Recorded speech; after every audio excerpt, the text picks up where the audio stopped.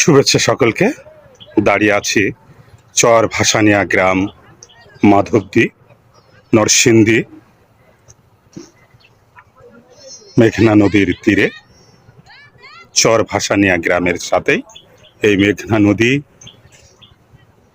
জায়গাটা খুবই সুন্দর, আছে সারি সারি নৌকা বাঁধা, এপার থেকে ওপারে নৌকা চলাচলে করে। আর দুরন্ত মিষ্টি হাওয়া প্রাণ ছুঁয়ে যায়। একসময় মেঘনা নদীর তীরে মানুষ বাড়ি করতে ভয় পেত, এখন আর এই কংক্রিটের স্ল্যাব দেওয়ার কারণে এখন আর মানুষ ভয় পায় না। মনের আনন্দে মানুষ মেঘনার তীরে সুন্দর সুন্দর বসত বাড়ি তৈরি করে বাস করে।